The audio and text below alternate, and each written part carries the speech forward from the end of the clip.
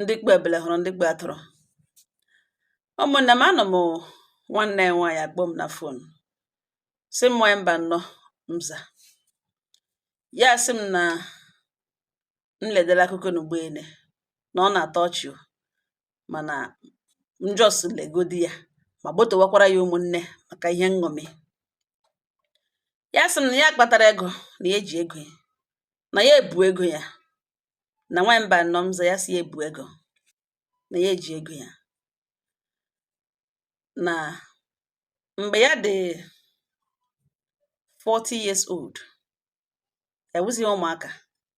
na mgbe ya dị 40 years old ka a young man bịakwutere na ọ laikiri ya na ya laikiri ya na ya laikiri ya na ya na ya abụọ ga-end up together, na ya enye ya chance opportunity, ya ele ya mmụọ ya gwa na ọrụkwa ka ya toro this guy na mmara na ahụ ụmụ nwaanyị ahụ pokopoko, the guy na ọ dị slim tall, ya ele ya mmụọ ya gwa ya sọrọkwa ka ya toro this young man. Ya jụọ sọrọ afọ ole, ọ sị na ya dị 41. Ya sị mba na ya nwa dị 40 na ya ga like ime ihe with onye ji at least 45 na ọ onye ya chọrọ, ya chọghị ụmụ ihe onye nọ early 40 middle 40 na already na ya dị 40. Ụgwa wee sị enwe ihe nọ dị na ọgodo 1 month ka nwoke jiri tọọ nwaanyị o tori ya ọfụma ọfụma. O kweghị ekwe kwutekpe iri ya na ya bụ ya emecha kwere. Nwaanyị mba nnọọ mza ote ka ya na ya bụ na-eme ya bịa like this young man, like ya mana as a mature person na ụmụ nwoke eme na-ehihe ya ahụ na nwaanyị mba nnọọ na ya agago ya ahụ na ya control ịhụnanya nwere ebe this guy because ya wụzi ụmụaka, mana n'ime onwe ya deep down in her na ya hụrụ this young man n'anya. Ya bịa notice na fụrụfụrụ niile nọ ntọrọ gbaga na ya ga-alụ ya na ya na ya abụghị end up together. Akọọla 6 months already. Okwutebe okwu ịbịa lụọ ya ịbịa ihe dị otu anything mgba gbasara marriage. Ihe ọ na-ekwu okwu ya otu ọ ga-esi nweta shop ya, mepe shop ya na another branch. Ọ ya ka every time ọ na-agụ ya ka uri ego ya ka uri, o mechaa bịa rịọzie ya the money, arịọ ya pụtazie plan. Ọ na-ekwu ibe ịba ya okwu mgbakwe na-ele ya ma enwe ihe ya ga-ekwu ya ga-enye na-enwe ya gbara onwe ya nkịtị until ọ rịọ ya si biko na ya chọtụrụ na ya ego na ya chọrọ enwe ahịa chọrọ iti ige somebody gara China ya chọrọ iti iri ego ka ọ zụpụtara ya ahịa ka enwe ike ga kposa ya na the other shop na ya kwụọla ụgwọ shop another place. Ya ele na ọ wee good idea na ya jụọ sị ihe dịka ego lekwen ka ọ na-ediri, ọ sị ya na-ediri 3.5 million. Ya sị China ihe eji nọ 3 ka a ga-emenwe afford. Ọ sị ngwa na 3 million na 3.5 na almost na ọgwụla. Ya were 3.5 million send ya mere transfer. Bịa na narration de ya to be refunded. Ya jụọ ese lekwen mgbe ọ ga-enye ya the money na ọ makwa na ihe na ọ wee ihe werere from ego ahịa na enwe ihe ejiri ego mee. Ọ wee sị don't worry na ha bụkwa na kwe na ya bụ otu na ọ ga-agwa ya mgbe ya ga-enye ya gajọs nye ya na nyekwa ihe nọ n'elu ya. Yes, okay. Nwaanyị mba nnọọ after 2 weeks ọ bịachikwa again na 500 fụrụ afọ na ya agbarịcha na enwekwa ebe ya hụrụ ya chai na the with that 500 a na the men ihe ya ahịa ya tọrọ ga-ejucha ya anya, ya enyeghekwa 500 mezuru na 3.5 million gbazie ya nkịtị. Nwaanyị mba nnọọ ọ tọrọ ahịa ọtọ ha ahịa ya ma ya jụọ sị na ka ha ga hụrụ the other shop nwanụ ebe ọ kpere ahịa ọhụrụ. Ọ gwa wee sị ya hapụga na ya hajicha ya na ya ga-akpọ ya agadi ya. Yes, okay. Then shop ka ya ma ebido na-ada enwezi ahịa n'ebe a ya na-ahụ na ebe ahụ na ọ closing ka emeghe na enwezi ahịa ebuteghị etiju gị, rather ahịa pụrụ na apụọla ebe ahụ abịa discount. Ya sị na shop ọdagazi adaga ka ọ gịnị, ọ gwa ya sị mba na ọdaga na ya chọrọ ichenji line of business. Ya sị okay, ya gba ya nkịtị. Nwaanyị mba nnọọ mza eme this young man abịa buru moto na enyi nwoke si abịa eduga somewhere na ebiko na ka e were tụ moto ga na onye ka ga-ebu moto abịa na enwe ihe oyiri ya were ọkwọ ọ ya bịa na ịra ha na moto na ya karịala datin. Ya sị na ole otu ọ pakịrị na moto n'ụlọ nga enwe ihe anya gaghị ya nọ naanị ya chiga chọọchị on Sunday ya gawa other days ya na-anọ na shop na ọ ga-abụrụ moto ihe ọ na-amahụ na moto ya bụ traka, moto ya bụ traka. Ya jụọ eselekwe n'ebe ọ gacha, for example ọ bụrụ na ọ gaja Owerri ebe moto ya traka ya ga na-eji iwu na ọ nọ na Delta steeti, ebe ọsọ bụ moto agacha were ebe n'ọga ya gbara onwe ya nkịtị. N'ọwụ otu a ka ọ na-eme, ọ bụrụ nwaanyị bute moto ya, ọ na-aga flexarị, mechakwa bịa drọpụrụ ya gba ya nkịtị. Na nwaanyị mba nọ Nza ya na dizi akọ 1 year n'ime ihe na ha na-eme kpoju n'oge ya pụga. Onye bụ ego one day siweri were shi nri, na ọwa ọbịa na ya na-eshi nri ihe ya ga-eri for the week dojuo na freezer. Na ụlọ ya tiri ya so na mini ha ga-ebi na live alone. Onye nwe dị ụlọ anọghị around, ọnọghị na Nigeria. Ya tiri sola na nri ya na-edoju na freezer ya ka o nwee ike na-ajụrụ ike, si ya lọta ya na-adị tired kọsọ ahịa na-ere, ahịa na-azụ azụ, ahịa na-ekwo ekwo, and ya na sales girls ya ebighụ na emesha ya onye ọbụla lawa n'ụlọ ebe oshi. So ya na like ya lọta ya bịa gbarịwa wee shiwe nri, ọ ya just sere nri ya warm microwave rie saa ahụ laba. Ọ bịakwa ọ ga-erijucha afọ ihe na ọbịa ọbịa ha ala jụọ esele ihe nwere ya ekwuo ebupụta ya na ya bụ erie. O nwebeghị ọ zụrụ gift si na ihe na ya olekwe na ya zụrụ ya na ọ na-ahụta ya na ya ka ya ego eji ihe na ọbịa iri eri, ọbịa na present problem ya gba ya nkịtị. Ruo one weekend ọ bịara, ụwa wee sị na ote ya na-abịa n'ụlọ ya nwa nwoke nwaanyị ya like ya na ya ga na like ka ọ wụrụ nwa n'ọnwaanyị na kwesịrị ị na-evisit, mana ihe nọ nga ahụ na ebe ya bi ya like chaghị ya, na ya chọrọ ịchọta 2 bedroom flat dị standard mara mma ka o nwekwa ike na-epe ya visit, na ọ ya kwesịrị ị na-evisit ya, na ihe ya na-ebe visit ya like ya gwa wee sị na ọ bịala nga before ọhụ nwoke ya sị mba, na ihe kpatara ya wụ na ọ wụghụ na enweghị nwoke ya yerela ma ebe a, kama ya end ihe ya na onye ahụ na-eme ya end ya le Jupiter tren na-egbugodo na end ya lawo end ya ọ dịgo over na since eji biri ebe a na ya the second man ya na ya bụ na-eme ihe. The other guy na ọ lụọla nwaanyị mgbe onu notice na ya dị serious na ọ lụrụla nwaanyị, ya ihe a nụrụ na ọ lụọla nwaanyị na ya na ya nọzi na since o ji biri ebe a before hụ nwaanyị hụ nwoke before sị mba, na ọwụ na o mere invite ya bịa ebe ahụ ọsọ na ọ dịghị proud of na ebe ahụ dị na o mere invite bịa ebe a before ya hapụ ịbịa, na ya nwa na-ala ka ya bịa ebe ahụ ọgwa ya sị na ya don were na ya chiri imeji 1 or 2, ọ ga-asụ fom ya na ọ dakpo ole n'ime na ọ ya nwanye ga excuses, na ọ ya nwa onye chọrọ ị na-abịa ebe a. Ya sị what is there, ọ bịa ka ugbo ọ na-asị na ọ chọrọ ịga 2 bedroom flat, ọ ya bịa rent ya 2 bedroom flat ebe ya nwa bi ọfụma, na ọ chọrọ 2 bedroom flat nna m na ọ ga-rent ya nọ, o mezie ya mee invite na ya ga-abịa. Ọgwọwa ya si ya yuzugwerele brain na ya like ihe ahụ na-ekwu na ihe ọ na-eme ya na ọ just na-achọ ya wee challenge ya to go and be a man na ihe ọ pụtara. Ya gwa sọ na ọnụ ya ka o si apụtaga na mmadụ a na-anọ ihe na onwe ha na-agụ ya,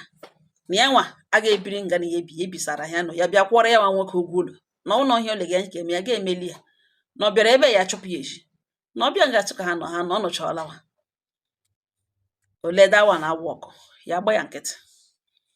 Ruo otu ụbọchị ọ bịara wụ na nwanne ya nwoke younger brother bịakwara abịa, younger brother visitiri nwa younger brother ihe ọ bịakwara n'ụwụ ọ bịara ime international passport n'ihi na ya chọrọ isend ka aha abroad. Mgbe ọ bịarutere hụ younger brother ọ gwaghị ya na nwanne ya bịara, ya si yes na nwanne ya bịara na ọbụta ọwụ ịma enwe ihe ọ bịara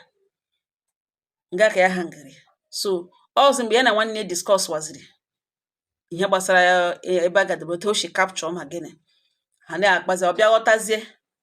na ya nwere intention of sending that her younger brother abroad. Chihụ n'ọkụtụ because ya onwe ya mgbe ọ hụrụ nwanne ya nwoke o kwezighị ehi, ọ ma na nwanne ya, ọ ma na onye ka nwanne ya, o kwezighị ehi, ọ lawaziri n'abalị a. Chihụ n'ọkụtụ nwanne ya nwoke alawa gawa ka imewe ihe other things o nwere ịgbagharị, ya nwee werekwa ụkọtụkụta awụchachi mgbe ọ gbara ya gwa ya na nwanne ya alawala ya na ọ lawala na ihe ọ bịara mere o mee na ọ lawala, ọ ga-abịa achọ ọzọ next one na-awe interview. Ọ gbarazie bịawa ihe awụ Sunday, ọ gbara bịawa jụwa ya sị na ke nwanne ya sị ya na ọ nwanne ya chiri send ya na ọsọ ọ chọrọ ịga ala bekee, ya chiri send nwanne ya ala bekee na ọ last born ha na nwoke. Ọ jụwa ya sị lee country ọ chọrọ ịga, egwa ya sị ọ chọrọ ịga Canada with student visa na ọ ebe ọ chọrọ ịga. Ọ gwawa ya sị na why ọ gwaghị ya na ọwụ na ya gwatara ya na ya ọ na-asị ya send ya nwa na highest ya nọrọ ebe a na ọ 1 year meet up bịa tire ya akwụkwọ. Ọ bịawa ya chigburucha onwe na ọchị so under 1 year ga enwe akwụkwọ na ala bekee tiri ya akwụkwọ na na-echota aha ga ala bekee. Ha bụ onye gara ala bekee taa within 1 year ihe nwe akwụkwọ. Ndị ya na-anọ na-aga ebe a na-anọ at least 5 years before akọwa akụkọ inwe akwụkwọ. Na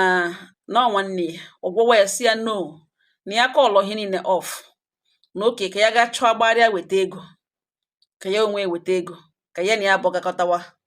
Ya gwa ya si enweghị intention of ịga ala bekee na ya na ọfụma ya ga-aba closely business ya ịgawa ebe ya na-amahụ ote business ga-adị ebe ahụ na ya na ọfụma. Ọgwụgwọ ya si na ya biko na ya chọrọ ịga na o tele ejiche ịgwa this thing now na ọ na send ya na nwanne nwoke na ọ ga-adịkwa mma ọkwa na ọ ga-cancel nke ya nwanne nwoke send ya nwa na ọ ya na ya bụ na gị build future together na ọ ya na-aga ịlụ ya na ọ ya na ya bụ ga-end up together na mmadụ na-ebuzo mezie ebe before meziwe na nwanne nwoke na ugbo na-esend abroad o ruo ebe ahụ na kpata ego ọ lụọ nwaanyị n'ọnwa ya ọzọ ga-abịa iri ego ọkpara foundation o lere nwanne na ọlụọ nwaanyị ọzọ na nwaanyị ọzọ sef nwere ike mee nwanne ya obido twist okwu ahụ twist ya si emegere nwanne ka onye reward na emegere na nwanne ọgwụgwọ ya si na ya like ya na ya like ya na ọ na ya like ya na ya ga-eburu ya n'obi count ya first bido mewe ihu one kind bido mewe ihu akpụkpọ dati na-ewe ya ezigbote iwe sị lote this boy ga-eche ewesiri iwe because ya kpepụghị ala bekee igbuarịarịa the game ya kpọọ ya na phone si ya na ya notice na obi adịghị ya ma ọ sị ya na obi adịghị ya mma na ọ ihe ọ chọrọ na ọ na onwe ihe o ji ya kporo na ọ ihe o ji chọọ pick nwanne over him na ụmụ nwaanyị ndị ọzọ na-epik love first na love first ya na ya bụ ọ dịrị ha na mma ụmụ ha na ọ ga-adịrị ya na ụmụ ha mma na ọ chọọ na-akọ ya na ọ na-achọdịghị ọtagara na ahụ ebe ọ hụtara ya na ya wụọ onye ọzọ na-ele n'ihe ya nọ dị eme ya bịa rịọ wee si ya bịa na enweghị ya chọka ya na ya bụ diskọsọ ọ bịa ya gwa ya sị na ya nwere enough money ya chọgodị ịkpọfe mmadụ 20-30 ala bekee na ya ga-emeli ya mana ego ya enweghị access to that money na enwere condition ya eji tiga ego na bank condition na the only condition ya ga-eji mee that money access wụ ma ya kwekwara 3 million naira na that account ya kwega 3 million naira na that account before the time ya kwesịrị itiga ego but ya kwega 3 million naira na that account ya activate ya lee to be accessible for 2 or 3 months na ego ahụ ọ wee ebe ya nwere ego na ya ekwele nwanne ya nwoke na nkwa na ya ga-esenderịrị ya in fact the process ebidona visa ya ga-apụta any moment mana ebe ya onwe si na ọ ga-agarịrị na ele country ọ ga-like ịga this guy na asị na ya ga-like ịga US ọ si US na nsogbu na akwụkwọ US anaghara ahụ na ihe mere nọ n'onwere na international passport yes ya gwa sị na ọ ga-echere nọ na ebe eche sendga nwanne ya nwoke ala bekee na ọ wee ego ya retege from business olesi ya hụrụ 3 million naira ugbo ya ga-activate ya that one nọ na bank na ọ na eme that one activate ya nwe access to that money ọ jụọ ese ego lekwe nọ n'ọdị ya gwa ese ego na ebe ahụ dị more than 150 million ọkụja sị n'elotu ọ ga-echi sa what of enwekwana ihe mere ya echi ọ jụọ ese na gị igbu ya ọ jụọ ese onyekwana next of kin ya gwa ese ihe ndị awụ ihe kwesịrị disclose na ihe kwesịrị discuss with the lawyer na ọwụ ihe kwesịrị discuss ugbu a na ya gwaga ebe ya nwere ego na ụdị ndị ya ga-eji wepụta the money ma ọ na ọ chọrọ ịga mana ọ kwekwe nkwa na ọ ga-agbakwa ikporokwa ya ọ sị yes asụ ngwa na ọ chewe mgbe ya kpofecha nwanne ya nwoke ebido raise we na ego ahụ n'ebe ahụ na ụdị ọnụ naanị 3 million naira ga-ewake ya up enwe ike na ọ condition eji tige the money dị ya na-eti ego ebe ahụ ya anaghị ewere na office deposit ya dị only way ga-eji mee that money access ọgwụwe sị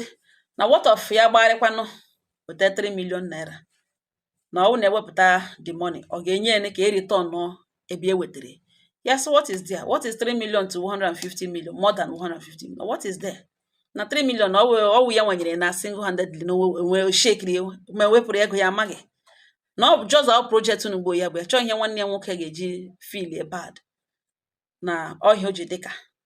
ọsọ oke na Monday ya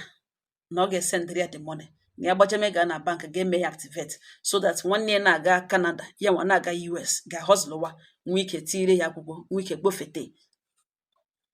ya na-eleni ya ka ọ gwana ya sị na that money ọ dịghị enough ya na ya abụọ isoro gawa okwu ya gba ya nkịtị nwaanyị mba nọ ya na-ekpu n'obi ya na o wetagodo that money Chukwu emere ya ebere ruo Monday ya